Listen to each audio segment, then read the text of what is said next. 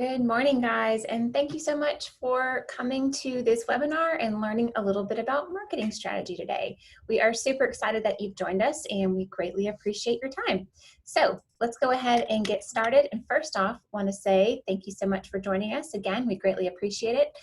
Just to give you a quick update on who we are a women's small-owned business based here in Huntsville, Alabama, and Flourish was established in 2018 with the intent of really helping businesses grow and figure out great growth paths for them to be able to succeed long term. So we work with a variety of different businesses across North Alabama that range across different industries, and we have a lot of fun with what we do. We work hard and we play hard and we love it. Okay, so let's jump right in. What is the number one reason that companies fail at their marketing efforts or don't achieve their desired results? If you guessed it correctly, you are right. It is a comprehensive marketing strategy. And this is probably one of the biggest problems that a lot of companies have. And when we oftentimes sit down with our clients, they will say things like, well, we just need social media, or we just need an email marketing campaign, or we just need to get some billboards out on the interstate here. And the reality of it is that what they will ultimately end up needing after we do research and spend some time with them is an overarching strategy that really helps to guide their efforts in the right direction. This is the number one thing that we find that people are missing. So if we can give you anything that you take away from this session today, it's got to be this. Before you spend any money whatsoever on marketing, you absolutely have to spend your time. And what do I mean by that? What I mean by that is that you've got to invest time up front to really understand your market, understand who you're marketing your business to, understand what the pain points are, and really, really spend that time up front researching this information. That way you can make sure that you are making the most informed decision and also using a really good use of your marketing funds. And you're not just spending money without having a guiding light to help you get from point A to point B. So what we've done is we've outlined 6 key things here that we're going to dive in and just talk a little bit about. And, granted, when we sit down with our clients, the marketing strategies that we develop are extremely comprehensive. They're 30, 40 pages long, chock full of lots of research. But today we're going to give you sort of a high level outline of how you can be able to do this for your business, no matter what size it is, to be honest with you. So we're going to talk about key objectives and why establishing them is so important right up front. Probably one of there's a lot of important things here, but a very important part of this as well is understanding who your competition is. You've got to know who you're up against and what are they saying to their customers, and how are they communicating the benefits and the value behind their product or service. What innovative techniques are they using to be able to market their own business that maybe you're not doing. Next, we also want to understand who your target audience is. So you've got to know who you're marketing to. That way you can ensure that the information that you provide is relevant to their needs. Also, what platform is it best for you to market or advertise on? And when I say platform, I don't necessarily mean just social media. I mean a variety of different things that can be included within this. And so there's a tons of different ways that you can be able to reach out to your customers, and you've got to understand what type of platform to be on, and that will come from understanding your target audience as well. You also want to determine what your budget is. This is probably one of the hardest things that people run into, is not really understanding how much money they should spend on marketing. So we're going to talk a little bit about that as well. And then lastly, once you have this upfront research done, you then lay out your tactics and figure out what you're going to actually implement that will help you reach those key objectives. Understand how you can differentiate yourself against your competition, really make sure that those tactics are geared to aim towards your target, and deliver it on the platform that they are, with spending the right amount of money that you feel comfortable with. So let's dive into each of these individually, and we'll just talk through them. So when you talk about your key objectives, what you're really trying to do here is understanding what you are trying to achieve. One of the most frequent questions that we ask up front in any new client relationship is, where do you want to be when you grow up?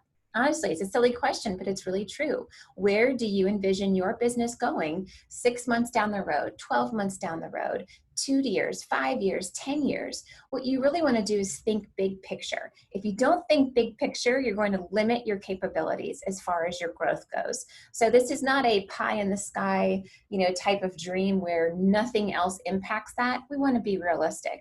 But come on, if you want your company to be, hitting the $1 million mark within the next 5 years, that is absolutely an objective that you should lay out. This should also be something that you get contribution from some of your key decision makers within your company as well. If you don't own your company right now, but you perhaps work in a marketing or public relations role, this is really some of those discussions that you want to have with that leadership team. That way you can understand what their vision is to ensure that your efforts align directly with that.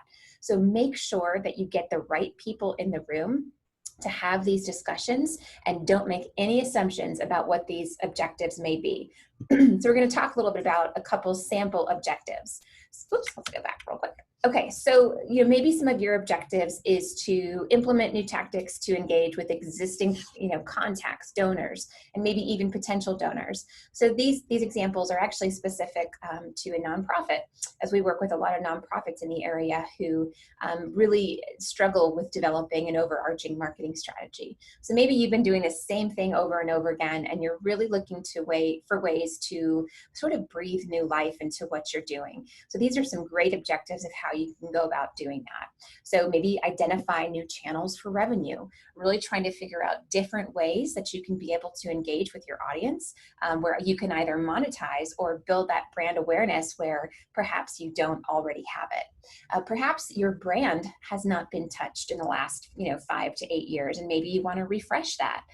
After taking a look at some either of your current competitors or some up and coming competitors in your space, this may be something that you want to think about to ensure that your look and feel remains innovative enough and forward thinking enough to maintain those relationships with not only your existing clients, but to continue to foster and build new ones as you grow. So again, think through these key objectives and make sure that they are in line and everybody in the room around the table is nodding their head and all in agreement of them, because the key objectives is probably the most important thing.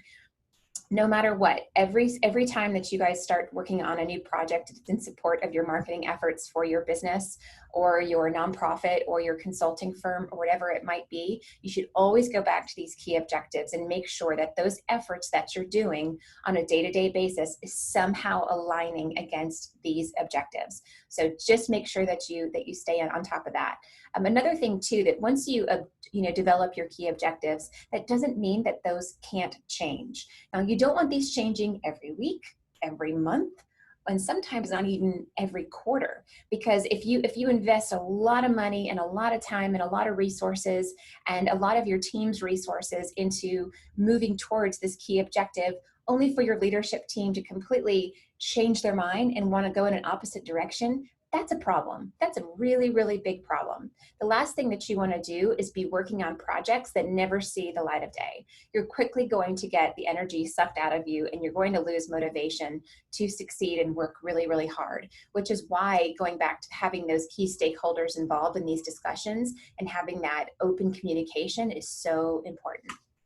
Okay, so next, let's talk about your competition. So now that you've got your objectives laid out and you know what it is that you want to achieve and which direction you want to go, you've got to also understand who you're up against. So who else is offering your product or service? Can they do it better than you, cheaper than you, more effectively than you? What are the pros and cons between them and you? Oftentimes, you might hear something called a SWOT analysis, which stands for strengths, weaknesses, opportunities, and threats. Sure, this is an approach that you can certainly take. It's just one of many, but this sort of framework really helps you to identify what your strengths are against a competitor, what your weaknesses are against that competitor, what opportunities is the market providing to you that you could take advantage of.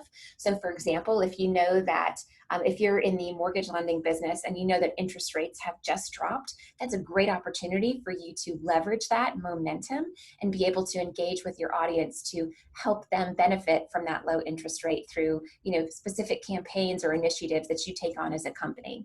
But you really need to know who you're up against and what makes you different. So if you look at your company and you look at company B and you compare yourself and you guys are really, really similar, But what makes you different is that you have a team that brings a wealth of knowledge to the table that maybe is very differentiated from your competition. Guess what? You should really, really lean into that, because you want to make sure that you sort of carve out your niche. That way, when people are identifying a new business or service offering to engage with, they know which one is going to offer them a better level of service, and then which also one is going to be a little bit differentiated as well. So just keep that in mind. So here are a couple examples of when we look at our competition that you can be able to identify. So this is just an example. So let's say competitor X has a longer reputation in our area, and because of that, have a stronger brand presence within our community. So, okay, you may be a newer company to the area. Maybe you started within the last year, 2 years, but there's some existing companies who have been here for a really, really long time. Yes, they may have more brand awareness, and yes, they may have stronger and deeper relationships because they've been in the community longer, but you could potentially use that to your advantage. Perhaps, and again, not knowing your business, but perhaps the technique or differentiator there is that you are innovative and forward thinking, and not you don't think in a traditional mindset, maybe like some other organizations might. And granted, you have to kind of dig into who these companies are and really figure out what makes you unique, but don't hesitate to lean into that, because that can actually work to your advantage.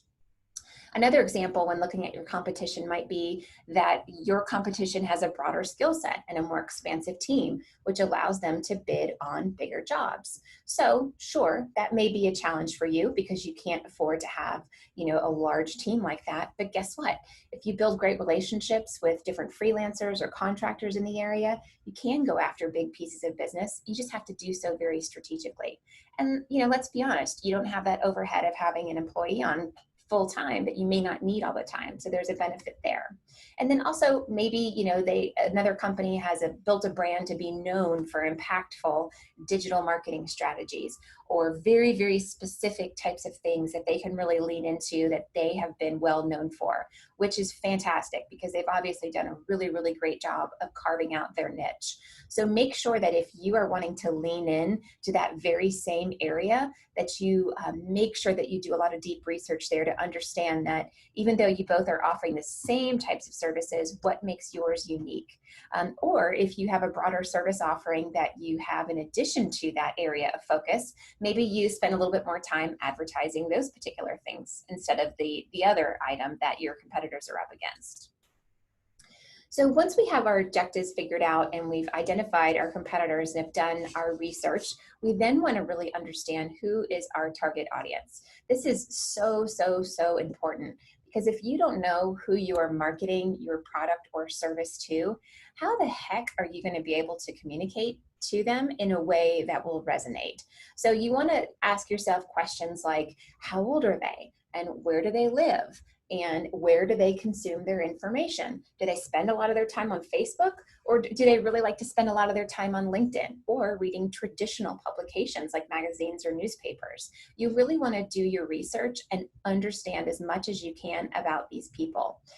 Also, if you understand things like their age, and even their race and where they live and their income levels, these are all things that can really help to contribute to how you actually message your product. So for example, if you know that you are selling pool services, and maybe it's a pool, a pool gate system at, transitioning pools from chlorine over to salt water, maybe, pool liners, all those sorts of things. Typically, you're going to be looking at a family that has probably children in their home, which means you could maybe estimate that the couple, or, that the folks that live inside that home, the adults, are probably between the ages of, let's say, maybe 32 and 45, right? I mean, so then they're going to live in areas that are, in the same vicinity as schools, most likely. So you can really start to kind of drill down and understand who these people are, the way you can be able to speak to them in a language that will resonate against what they're interested in hearing. So again, here's an example of what that might look like. Again, trying to understand what their annual income is, maybe what their background is, where they spend time, again, looking at different social media platforms, things like that. If you're hyper local and you're focused in on, maybe something that, an area that is directly surrounding your brick and mortar dance studio, for example, and you're really looking to just target people in that specific area, that actually makes it a little bit easier because you can be able to hone in on those other businesses in the area or other outlets where those people will frequent, whether that be parks that have walking trails, or local coffee shops, or local breakfast food joints, or even elementary schools and things like that you can get into and just talk about the education around your dance studio and maybe offer some after school program or something along those lines. So it's a great way for you to get in front of that audience, but you have to know who that audience is first in order to do that. So once you have an understanding of that, then you also want to understand what your platform is. So again, this is a really great opportunity to dive into the analytics that a lot of platforms offer.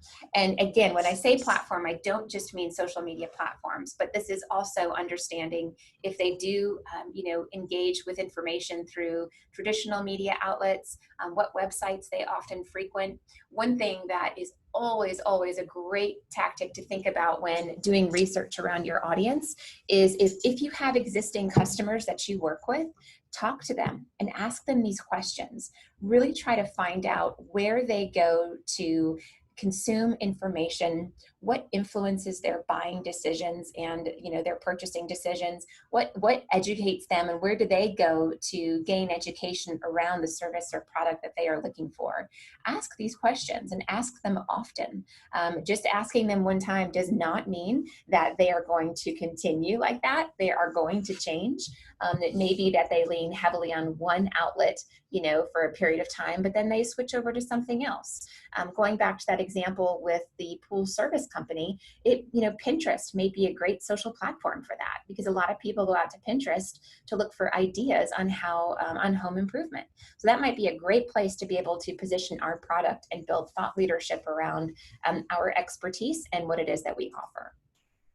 So this is a great rule as far as platforms to be on that we really want to hone in on, because you can't be in only one place, but you also can't be in all of them. So we have a lot of folks that we work with who think that because certain channels exist that they must be on them. So for example, our boss thinks that we need to be on LinkedIn and Twitter and Facebook and Instagram, and we've got to be heavily active on our Google business page as well. And hey, should we be on Snapchat? It's like, whoa, pump the brakes. You've really got to figure out what is going to work for you and do it really, really well.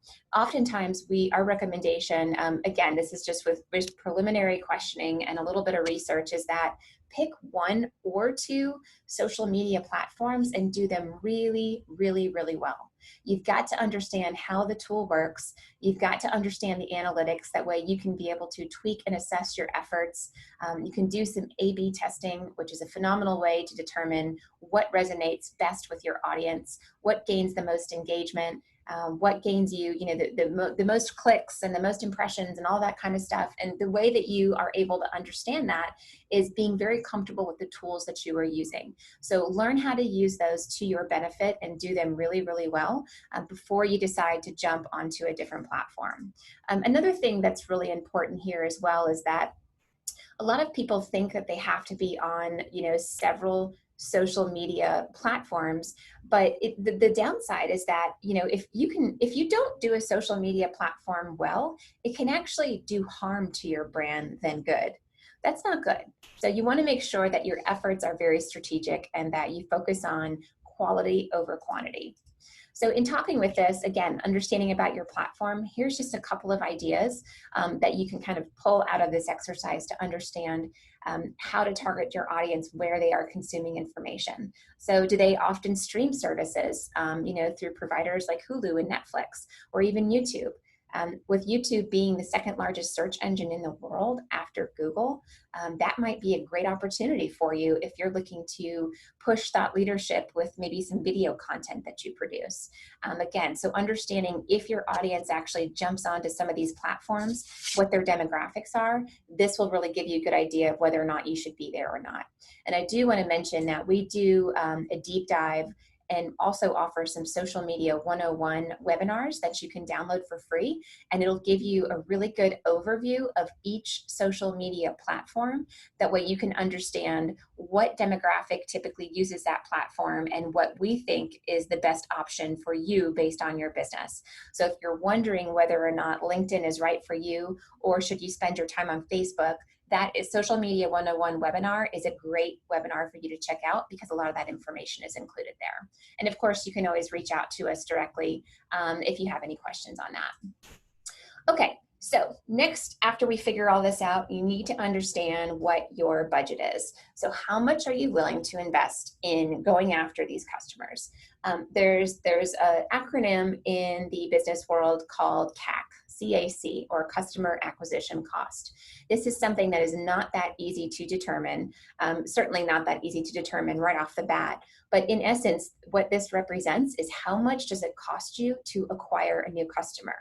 If you don't understand what that is, it's really hard for you to work backwards from that and determine what your budget needs to be. So this is something that you really need to spend some time upfront in monitoring very closely.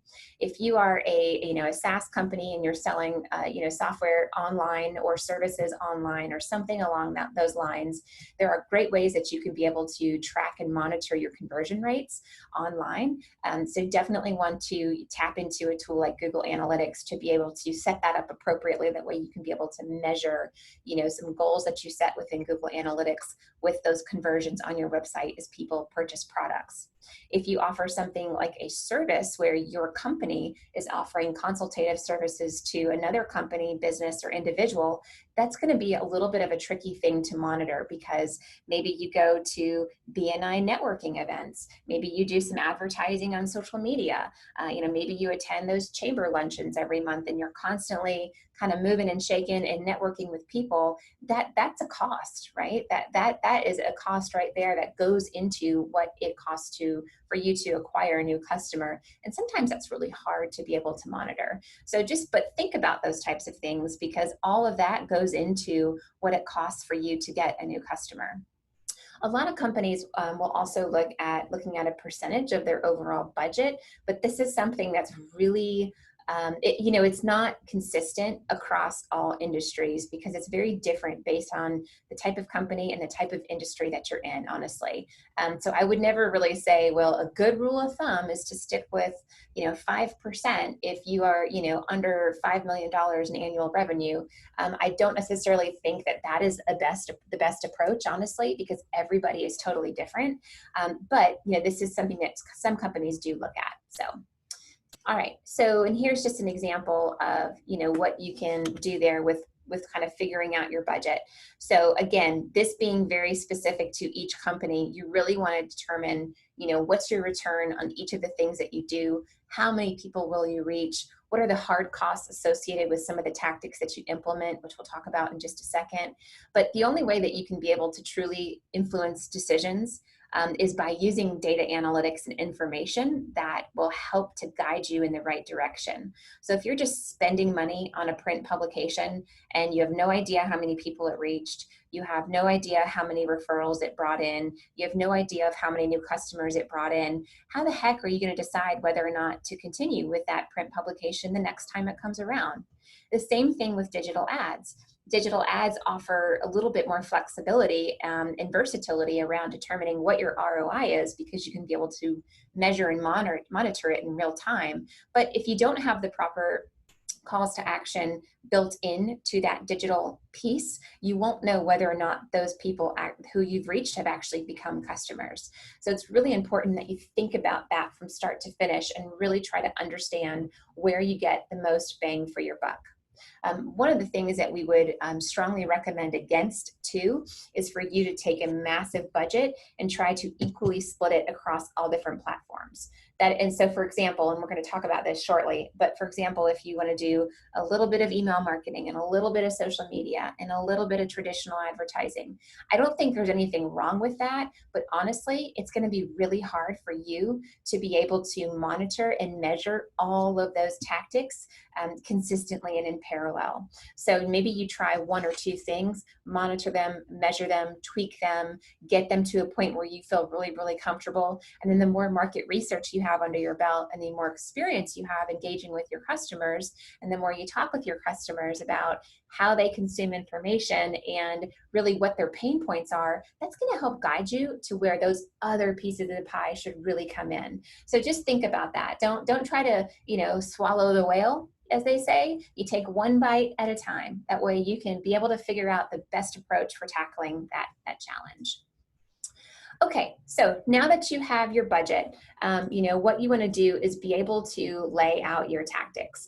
So this is something that, for me personally, this is probably the most fun piece of our job, only because it's like, after we do all this research and after we do all of our competitive analysis and we really think about a budget and think about who we're going after and have this great, persona built around our target audience. Okay, now we get to figure out how to actually get to them and be able to actually reach them in ways that potentially can be impactful. So what we've done here is we've laid out just a couple of different tactics that are pretty common within the marketing and advertising space. We'll jump into them just a little bit, each of them. We won't go into too much detail, and again, if you have any questions around these types of things, please don't hesitate to reach out to us. But we'll start at the top. So SEO, also known as search engine optimization. In essence, what this boils down to is the effectiveness of people being able to find you on the internet. That's ultimately what it is. So when people go in and they jump into Bing or Google and they try to search for a pool service company, Madison, Alabama, if your company does not pop up, your SEO is not very effective. And there are a variety of different things that contribute to a successful SEO strategy. Your website is probably the biggest one. There's a lot of different things that go into your website design, a variety of different things that if the website can be working against you as opposed to working for you. So definitely think about your website design and invest in this. Invest in your website. Don't think that, by throwing something up real quickly through a common CRM platform is going to check the box necessarily. Some of them are great, but some of them are not so great. So definitely think about how you can build a website that will work for you versus against you. Email marketing is a great tool that we recommend. It's something that's very simple and easy to do, but it also allows you to nurture that relationships with your clients on a regular basis. One suggestion, and there's a lot of suggestions around this topic, but I think the biggest suggestion from our standpoint on email marketing is don't make it about you. No offense, but nobody cares. And I don't mean that to be mean, but people don't want to be sold to.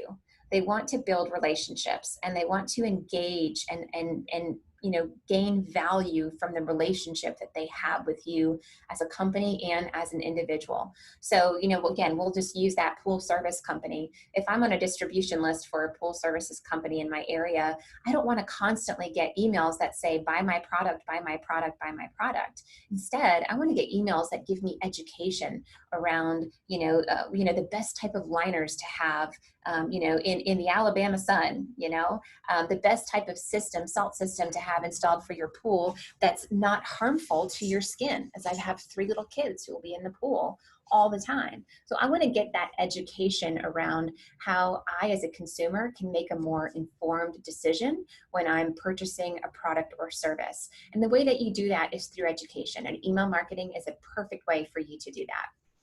Social media is a huge proponent to promote businesses. And again, depending on whether you are a brick and mortar, your online retail business, your consultant, whatever the case might be, chances are social media should be in your marketing mix, period.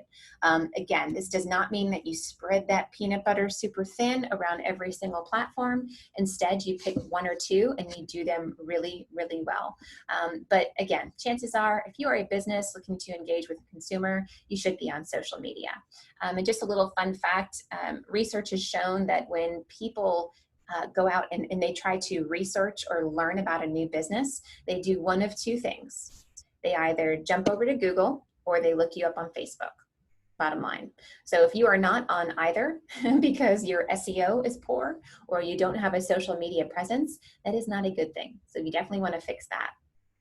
Public relations is another area of focus that we especially love so much.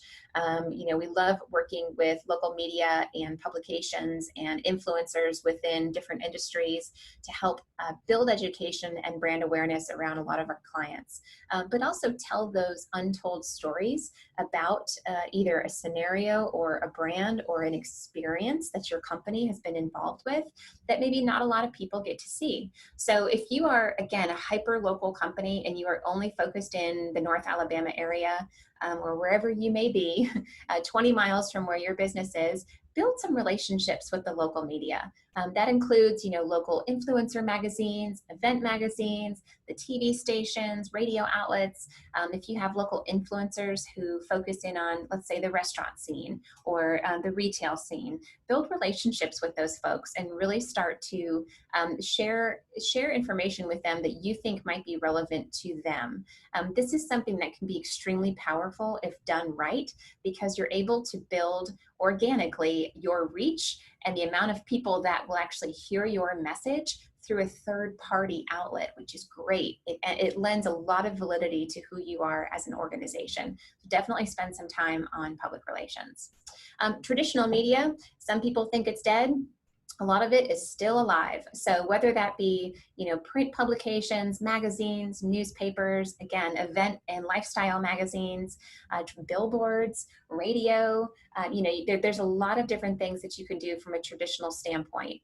Some challenges that come with traditional advertising and marketing is that it's a little bit challenging to be able to measure your ROI or your return on investment, but there are specific things that you can do in those advertisements to be able to track that. So for example, if you're familiar with a QR code, it almost looks like a barcode, but shaped a little bit differently. You can include those on print ads, for example, and people, all they have to do is just take a picture of it with their smartphone, and it'll automatically jump to a specific link or URL that you've embedded into that. That's something that we can help you with. You'd be surprised at how easy it is to actually come up with those. It's not challenging. You don't have to have a designer to be able to do that. So if you've got questions around that, just let us know. But you can be able to implement measuring tactics within each of these things specific to traditional media. You just have to think through it and get a bit creative. Memberships is also a great one that I love. So if you are a subject matter expert in your field, really look into those associations or memberships that you can be engaged with and start to network and promote yourself as an individual. Again, if you are a small business owner, this is really, really important because you want people to think of you in parallel of thinking about your business. So you've got to be able to push yourself out there in a way where you really start to build your brand awareness. And one quote that I heard not that long ago, which I love, is that no one will hear your music if you don't toot your own horn. And that's not to say that you're constantly giving yourself a pat on the back, but if you are a small business owner and you're really trying to build your reputation, you've got to put yourself out there. You have to, because no one else is going to do it for you. You've got to do it for yourself. So really spend some time in researching what these memberships and organizations look like, and also too what you gain from them. Make sure that you're not just joining an association or membership for just to check the box and get the logo on your website. Make sure that it's actually giving you something in return that is benefiting you as an individual and as a business. Events are a great way to engage with your clients one-on-one and really build some awareness within your community. So they are very specific to specific events and types of businesses. They don't work for everybody. But if you have a brick and mortar store, a retail outlet, a bakery, an ice cream shop, men's clothing line in a store, something along those lines, events can be really, really great. And the way that you can be able to promote them is through social media and through PR and through email marketing and through SEO on your website. There's lots of ways that you can be able to promote events. So definitely think about taking advantage of this if you want to engage face-to-face with your customers. Chatbots is an interesting tool that a lot of businesses use, where in essence, it's an automated conversation tool that can be used when implemented within either texting or social media platforms or your website. And so they use a bot that in essence will go back and forth and communicate with your audience. These can be great if done well. They can also backfire and not work in your favor if it's not set up correctly. So definitely spend some time up front in understanding how these work. But if you are a business and you have thousands and thousands of followers on Facebook, and you have a product or a service where a lot of people want to engage and ask questions, implementing a chatbot on your Facebook business page is a great idea because it will really help to automate some of those consistent, frequently asked questions that may come in through your Facebook business page. And ultimately, the user on the other end doesn't know that they're speaking with a bot. They think they're speaking with a customer service representative.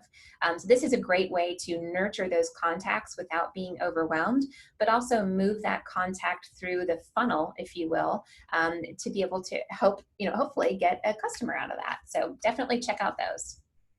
Blogs are also a great idea, again, if you're thinking about as a way to build up your business by providing education or thought leadership or perspective. So for example, if you're a real estate agent, and you're really trying to carve out your niche and carve out your brand, in essence, you're trying to sell a lifestyle, right? Because of the homes that you sell and the experience that your clients have when working with you. So blog is a great way to be able to talk about those types of things that either a new homeowner would be interested in. If someone's trying to sell their home, what are some tips to be able to get their home, ready for sale? The blog is a great way to be able to do that. The blog can also generate content that you can be promoted through email marketing. It can be promoted through social media. It can be promoted through events. And it also helps with your search engine optimization. So the more content that you write, refresh content that's added to your website through your blog, the more robust your SEO plan will be. So definitely think about incorporating that into your website or other platform that you're on. And then lastly, we talk about video. And video marketing is a really, really strong tool. People love to watch videos. They don't want to watch videos for 2 hours, but they want to watch videos that are engaging, informative, keep the audience engaged. You can ask questions if you do something like Facebook Live. There's a lot of really unique ways that you can use video to build up your brand. Also, if you are in a service-based business, again, we'll go back to the pool service company, think about ways where you can be able to shoot a series of videos that are maybe 2 minutes or less, and that each have a different topic around, the top 5 things to look for when purchasing a new pool. And so you do a quick video on each of those. Now, you're not necessarily promoting your business, but what you're doing is you're building your brand, and you're getting your face and your brand in front of potential customers that are going to, again, align you and align your business with being a subject matter expert in this field, which is exactly what you want. That way, when people think about a pool service provider, they think about your company. Okay, so moving on from this, I have to say that you are absolutely not done. So we talked about this just a little bit during this presentation, but this is super, super important. So just because you have some of these tactics implemented does not mean that all of these customers are going to come your way. If you build it, they will come. That is absolutely not the case. You have to make sure that you monitor and you measure and you tweak and you adjust and you pay attention to what it is that you're doing. That way you know what efforts are yielding the greatest return, okay? You've got to understand how things work. And if you don't understand how things work and what is giving you the greatest return, how the heck are you going to make informed decisions? How? To be able to figure out what works best. So if there's one thing that we would want to strongly recommend as it relates to monitoring and measuring your tactics, use analytics. Analytics is a great tool that is embedded in a lot of different platforms that you use or market on that really allow you to understand what's working and what's not working. So I'm going to give you just a quick example of some analytics that you can be able to measure if we go back to that previous pie chart when we looked at all the different tactics. So I'm not going to read through everything here, but you can obviously see that there's a lot of different things that you can be able to measure, from the number of views, of how many people have read your articles, how many people clicked it or shared it on social media, how many people actually engaged with your content. Maybe they shared it, they commented, they liked it, all sorts of different things that you can be able to monitor in this. Also too, with Google Analytics, it's a phenomenal tool for you to be able to use. That way you can be able to track where your referral sources come from. So how many leads to your website did you get from Facebook? How many leads to your website did you get from, your local chamber that you are involved with? A lot of different things that you can be able to track using something like Google Analytics. Your email marketing campaign. How many people actually opted out and unsubscribed from that? If you have a pretty high rate on that, that's not a good thing. Maybe some of your content is a bit stale and needs to be refreshed. Maybe the design is a bit old and looks like, something from the mid 90s. I mean, you definitely want to, use some of these data analytics to be able to guide your decisions. I would recommend that you try to sit down and review analytics on your efforts at least once per month, if not more frequently than that. Frankly, I would rather do it, especially if you're doing heavy digital advertising. I would strongly recommend that you monitor it more often. With our Google Analytics and the traffic of things that we post on social media, I review that at least once a week.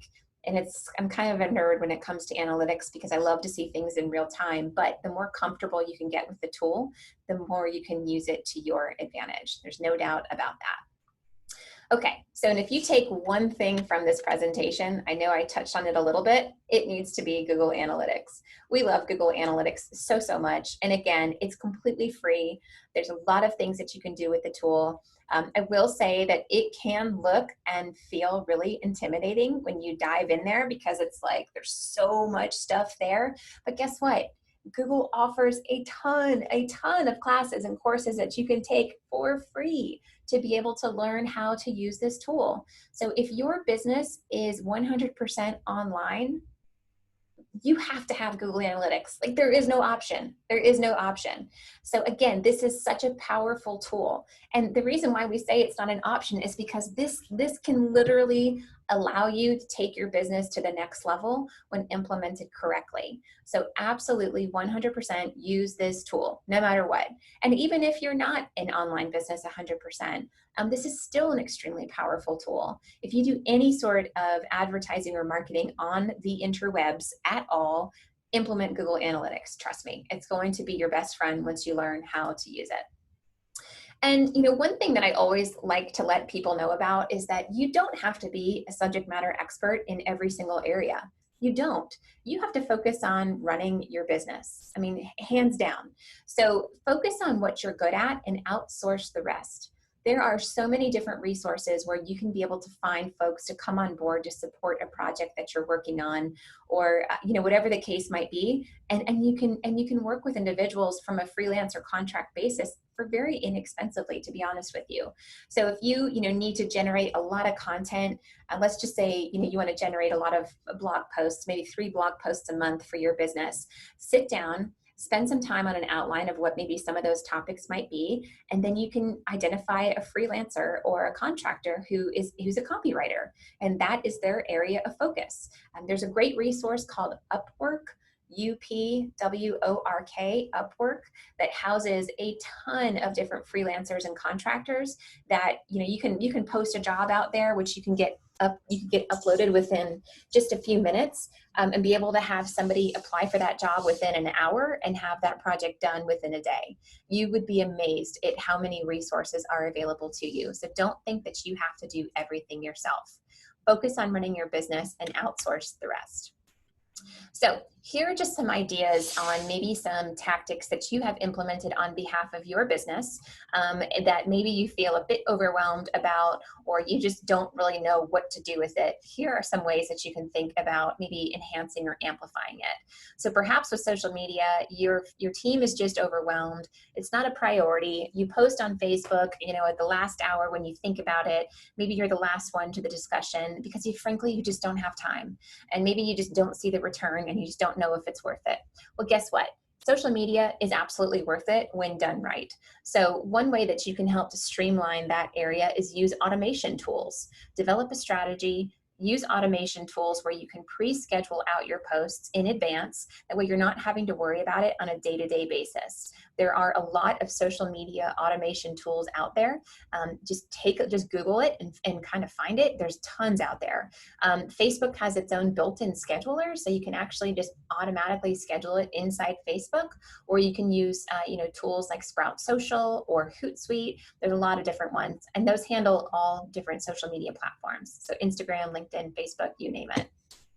If you partner with a large media company, maybe you have a local partnership with a TV outlet here. How do you know if it's really, really working? This is where Google Analytics and a lot of those analytics that media company can bring to the table will come in. So you really want to make sure that from start to finish, you can see what that journey looks like of somebody who sees that ad all the way to converting to an actual customer.